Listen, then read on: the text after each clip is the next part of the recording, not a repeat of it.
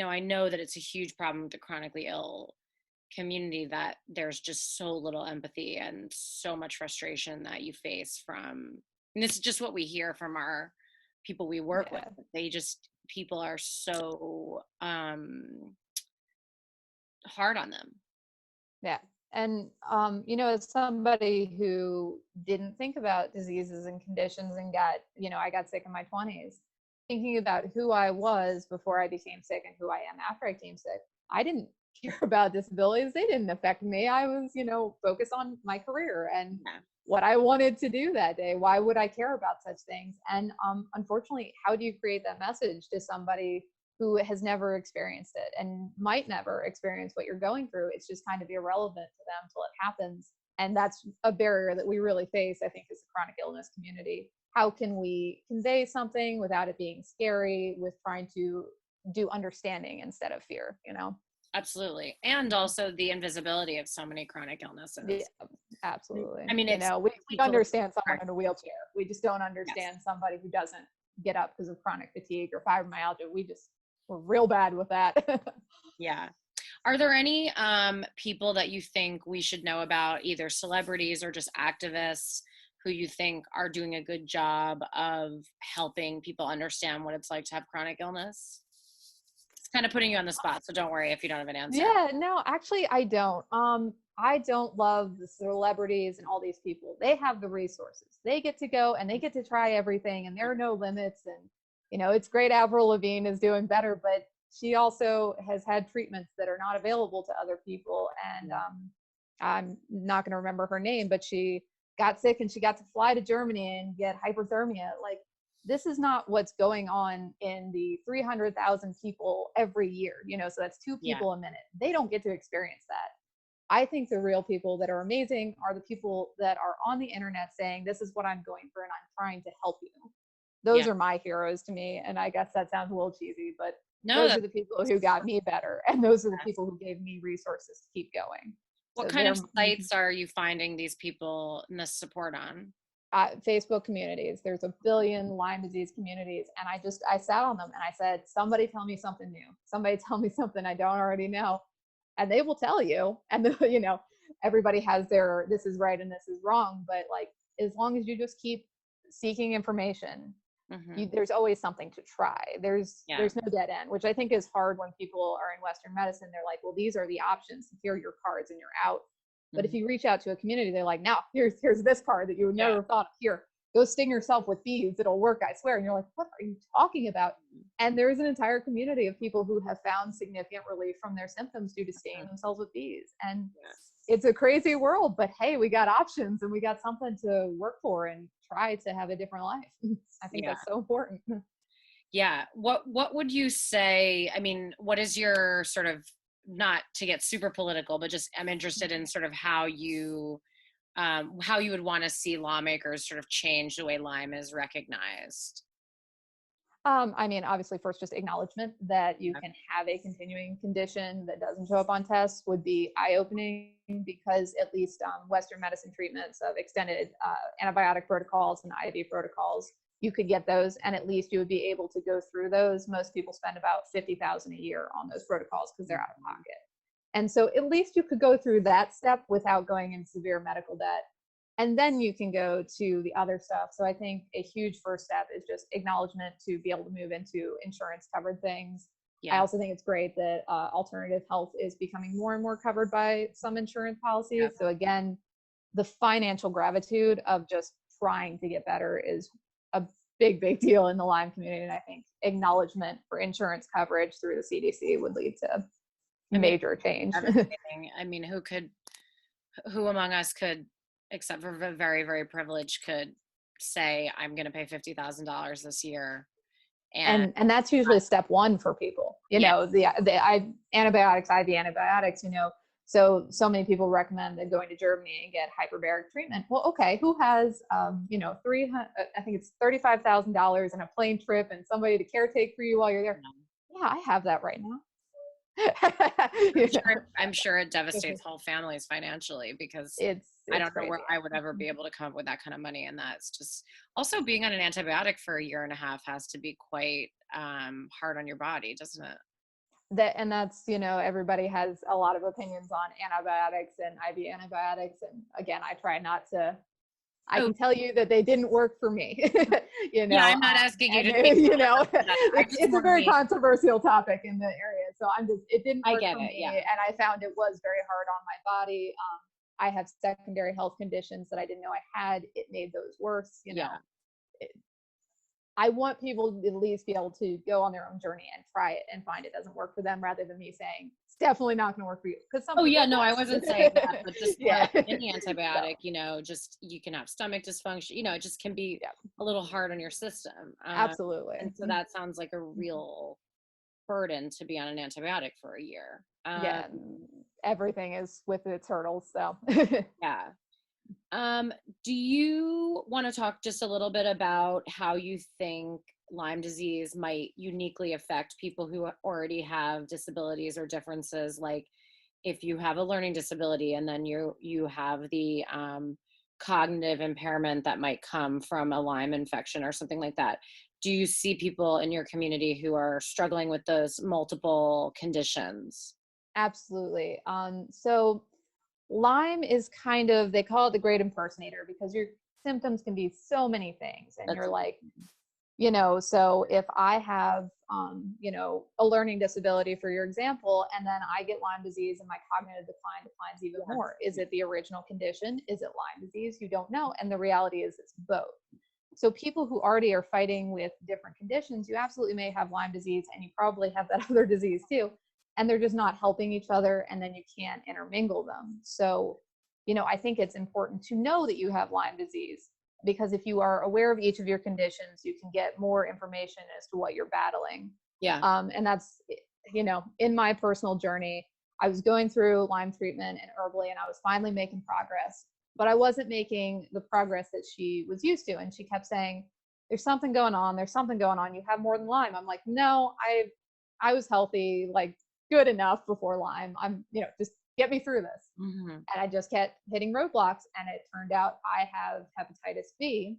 And Mm-hmm. she said, based on your test results from Western medicine, that you probably have had hepatitis B for over 20 years. Mm-hmm. And at 26 years old, I was like, that's not something you hear super often. So my liver was completely unable to handle treatment. Even with all the antibiotics I had also just been on, my poor liver had been through quite an experience. So I have a condition that I didn't even know I had, that was a chronic condition that was leading to issues that now was making my Lyme disease worse. Probably why I didn't do very well on antibiotics. And every single person comes with their own burden. Do you have contributing parasites? Do you have mono? Do you have all these underlying conditions that prevent your body from making a more traditional recovery?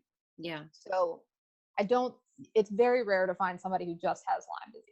You're going to have Lyme disease, you're going to have associated co-infections, you're probably going to have another condition that led to your decline that kind of made you immune compromised anyway and susceptible. So it's not a pretty disease that you have a cookie cutter solution and a cookie cutter outcome, and it's a big variety. And so how do you explain that to people? And the best thing I can recommend to people is always go for the big testing. Like, the basic testing is 30% inaccurate.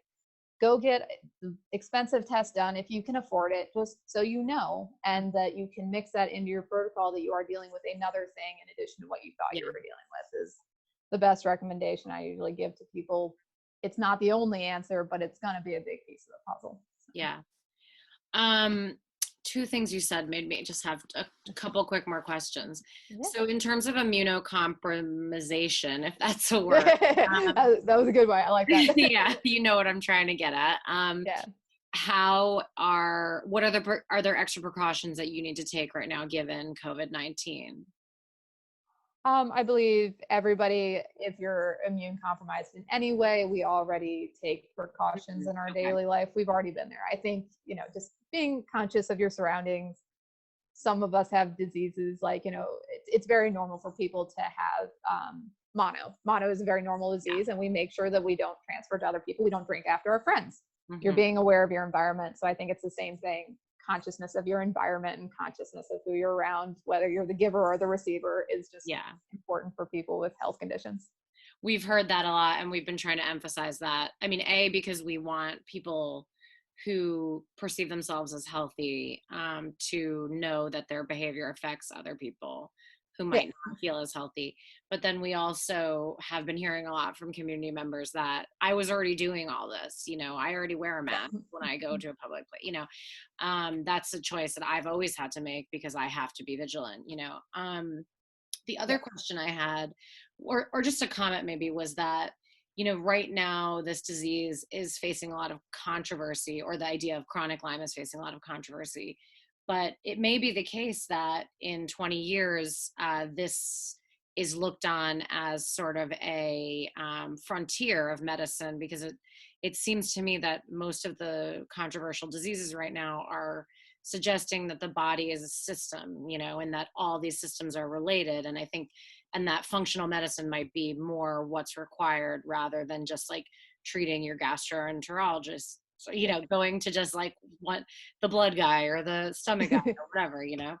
And Yeah. so it's really brave work because, you guys are doing, you're not able to ask, it sounds like, medical professionals to do for you what they're doing for a lot of other people, but you're doing a lot of that stuff yourself.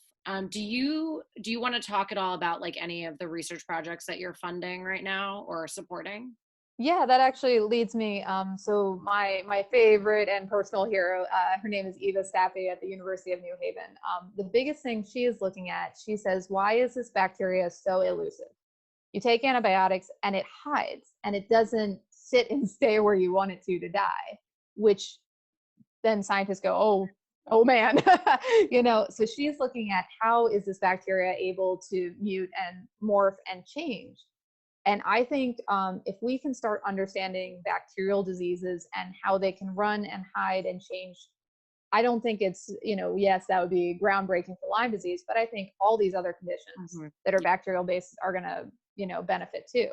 To be able to put scientific hands on and to see these things, they have this new wave of microscopes that are just amazing, the level of things that they can see and understand. And I think that, not 20 years, I think 2 to 5 years, we're going to Great. see a whole different understanding of how bacterial diseases work. And hopefully that'll also translate to viral, since we Yeah. have a viral slash kind of bacterial pandemic on our hands. I think we're on the cusp of really some new understanding of these diseases, which will benefit all disabled, invisible conditions, visible conditions. There's so much of our medical community that we say, we don't know what's going on with you because we can't see it. And now Yeah. we are starting to have microscopes that can see it. I am so optimistic for the future of what that means for, the disabled community, the chronic illness community, all those communities. That's incredible.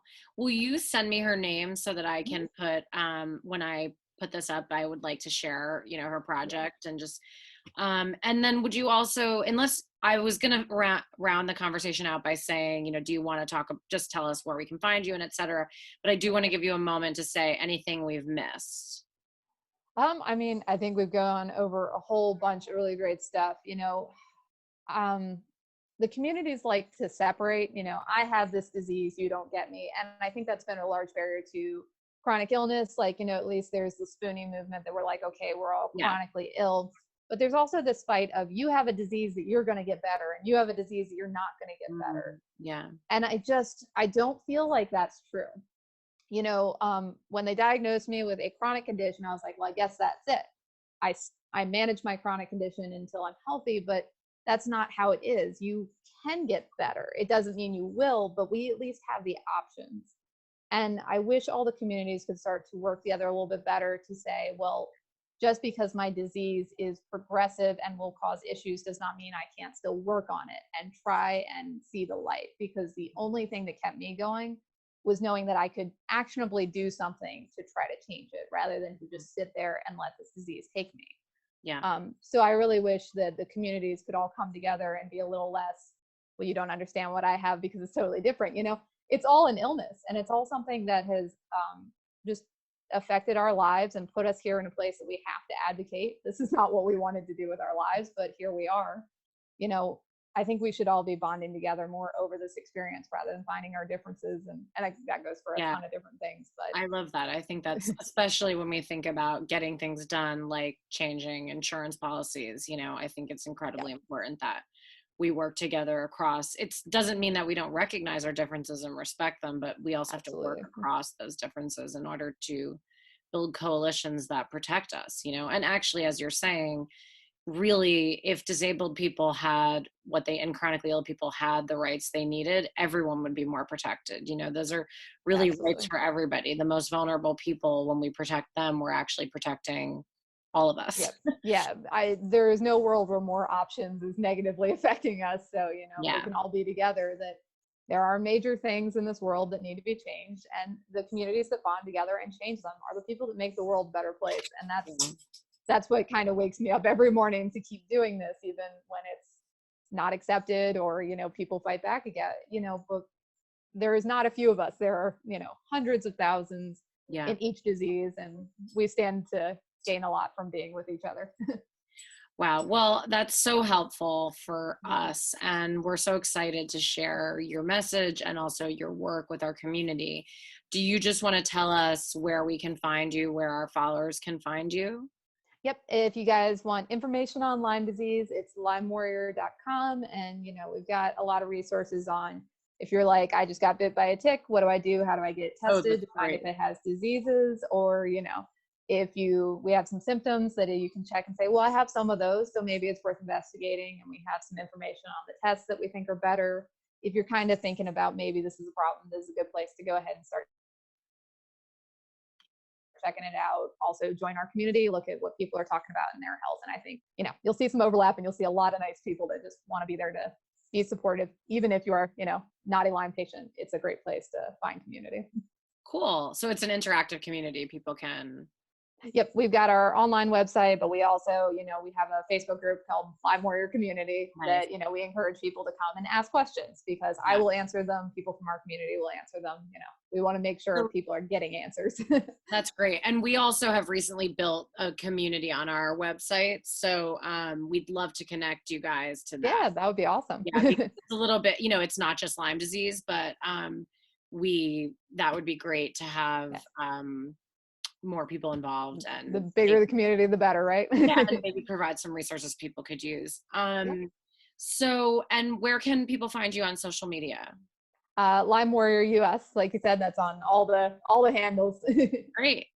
Okay, well, this was so nice. It was so nice to meet you, and I wish you health. And I think it's amazing what you're doing. I appreciate your time.